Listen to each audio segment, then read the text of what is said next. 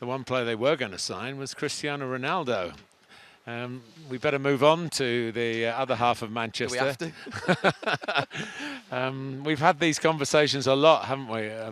The Solskjaer United, really, as to what the structure is. Is it just reliance on the high-quality players to win you a game because they can do individually?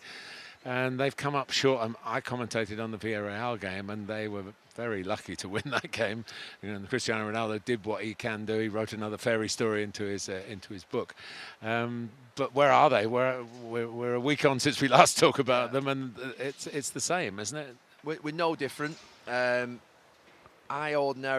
got the Champions League, as you know, and I'm sat at home watching that game against Villarreal the other night. And ordinarily, when Manchester United score in the last minute in the Champions League, I'll ordinarily raise a glass of wine and try and do something a little bit tricky on Instagram or social media to wind the masses up. I couldn't do it. On Wednesday night, that goal went in, and I thought that was a really poor performance, and that's going to catch you out. And my immediate thought was, Everton will do you on Saturday. That was my immediate thought after Villarreal. And that's why I didn't tweet out, because I just felt disappointed that Villarreal are a good team, don't get me wrong, but the ability to counter-attack so many times, create so many chances, that cannot happen. And I've been in that home dressing room at Old Trafford and on that pitch a lot over a 15, 20-year period. And there were periods where teams would counter-attack against us in seasons. And in those seasons, you don't win the league. I'm telling you now, and that's why I said it 4 weeks ago, if you can't sustain attacks at Old Trafford and you're letting teams penetrate back through you on the counter-attack, you ain't winning that league. Because those players will tell you that they're in the dressing room. They won't tell us, actually, because I can tell you exactly what they're thinking. Having to run back to your own goal at Old Trafford when you've tried an attack and it's end-to-end is not the way in which you go about winning a trophy, a league trophy. So they're going to get caught out. And I thought Everton would do them on the counter-attack. I thought Rafa Benitez would know exactly what he was going to do. They'd had a free week, and I thought Everton would win that game on Saturday. I watched the game yesterday, and it didn't surprise me. It surprised me that Everton didn't win. I thought they would go and win. Because you have to stop counter-attack. You have to sustain attacks, and you have to keep the team pending. Pep Guardiola, over the years, people will talk about his football, his possession, his points, but he sustains attacks, as do Jurgen Klopp's team. They push up the pitch, and they have a way of being able to ring the box when they're attacking so that the other team can't get out. Manchester United don't do that. They let teams counter-attack through them all the time. So why is that? Maybe they've got too many attacking players on the pitch. Maybe the attacking players they've got on the pitch aren't alert enough to what's going on, and they aren't smart enough to be able to spot the danger in the game. But something's got to change. And the first thing that I said a few days ago was, I think Ole is going to have to pick a team that plays in the league. When I've seen Jose Mourinho, even Sir Alex Ferguson going back 20 years, but Jose Mourinho trying to win it and form a team at Chelsea, Pep Guardiola trying to form a team at Manchester City, and Jurgen Klopp trying to form a team at Liverpool, they keep a settled 11 as much as possible and let that team build. Ole at the moment is rotating like Sir Alex Ferguson used to, because he's got access to so many players. He's almost picking different teams every game, and there are 4 or 5 changes. That has got to stop now. And I hope that this international break is a time, obviously, for Manchester United to reflect, for Ole and his coaching team to reflect. He's got to pick a way of playing, which he has. He's got the 4-2-3-1. He's got to select an 11, understand that you will have injuries, and you might want to refresh it once or twice. But he's got to pick a team in the league and let that team build an identity, build a style, because you keep changing 3 or 4. That's the only thing that I can suggest at this moment in time, because the style and identity isn't there. And they do win games in moments and play in moments. And I said that last weekend, and I said it 4 or 5 weeks ago. And the other thing I would say is, Cristiano Ronaldo needs players around him who are going to work really hard defensively. That was the same in 2008, by the way. So in 2008, Ji-sung Park and Darren Fletcher and Owen Hargreaves and Wayne Rooney and Carlos Tevez, they all worked like Trojans to make up for Cristiano in terms of what he was doing. He went to Barcelona in 2008 in the semi-final. The manager sticks Cristiano Ronaldo up top. He puts Wayne Rooney on the wing with Ji-sung Park and gets them to double up and work really hard in a 4-4-2 with Carlos Tevez just dropping in on Busquets. And I was watching that game yesterday thinking to myself, well, if Cristiano's playing and the same on Wednesday night, you've got to put players in around him who are going to forgive the fact that he isn't going to press from the front. He isn't going to run hard. He isn't going to close people down. You're almost carrying a player when you're out of possession.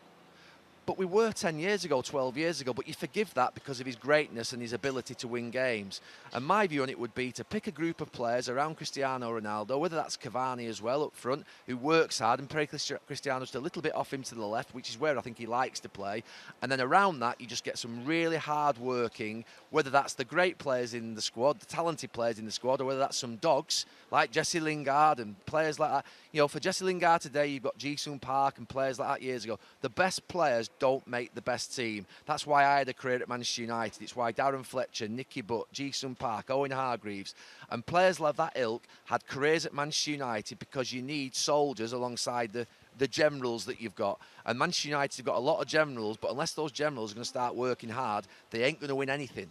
And then Ole will be in trouble. So Ole's got to look after himself, and that might mean that he has to upset some players that have got maybe nice price tags and they've got lovely reputations and they look great on the team sheet, but they ain't going to win you anything if you don't have a group of players that are going to work hard out of possession, because Manchester United are a million miles away from what I've seen here today. Let's be really clear. They're nothing like these two teams. But they could be if they get a group of players out on the pitch that complement each other. And at the moment, there's far too many of the same type. What did you make of Ronaldo stalking off at the end, having been brought on as a substitute, and the game going away? They didn't win the game. It didn't seem to fit in with perhaps what conventional watching of football. You don't see players. It seemed a personal statement rather than a statement for the team. Am I being unfair by saying No, that? you're not being unfair. I watched the game. I watched him walk off. I can't say I like it, because I think that when you're... Look, is Cristiano upset when he doesn't play? Yes. Is Cristiano upset when he doesn't score? Yes. Is Cristiano annoyed as hell when the team don't win? Of course. We know those things. He doesn't have to prove that. So he walked off the pitch muttering to himself, which in some ways throws the sort of questions up in the air. What's he saying? Who's he annoyed with? And it can only come back to the manager. So I do think actions like that, Cristiano's smart enough to know that will bring real pressure on the manager, more pressure than he's already under Ole Gunnar Solskjaer. It is what it is, but I think that that's just something that just has to be managed in the next couple of months. Cristiano's not always going to score. He maybe can't play every single game. But I think if he's going to walk off like that, it's going to put immense pressure on Ole Gunnar Solskjaer, more pressure than he's already under. And there's no doubt the talk after the game yesterday was about the manager. You know, he's got these collection of players. They haven't got a style of play. They haven't got this. They haven't got that. He didn't pick Ronaldo. He didn't pick Ronaldo. But, look, the worst that can happen for me with Ole is that he's been an incredible bridge from, I think, not a dark period for the club, but a period where the club lost its identity and it lost its way. There is no doubt the club lost its way in reaction to Sir Alex Ferguson's leaving the club for a 5, 6, 7 year period. Ole has returned some of the values back to the club, where there are a group of players there who I think do want to play for the club. I do think that the signings have been a lot more like Manchester United would sign. I do now, though, think with the signing of Cristiano Ronaldo, Sancho and Varane, and I want to mention Sancho a little bit at the end of this podcast, well, maybe not the end of it, but certainly the end of this Manchester United section. I do think with those players signed, they're recognised world-class talents, and with that comes a pressure to deliver. And when I said last week it was make or break for Ole, I mean that he knows that. I think he said it in his press conference. He said, I speak a lot, Gary Neville, but I also think he recognised he does have to win. You have to win a trophy when you're 3, 4 years in and you've got players like that. So I think he has to look after himself, Ole. I think he has to be selfish. I think he has to make sure that he manages Cristiano in such a way, and we will do. He's managed Paul Pogba for the last couple of years pretty well, Ole. I think he'll have a word with Cristiano and say, look, come on, you know, if we're going to do that, let's do it in the changing room, because ultimately you doing that on the pitch does bring that extra pressure. He has got a massive reputation, and I don't think it would have helped Ole in that situation. But on the other hand, Cristiano's not going to be, you know, he's not a sheep either. He's not just going to follow and say, oh, I'm not going to show anything. He will demonstrate, I think, his dislike and his lack of happiness with that situation.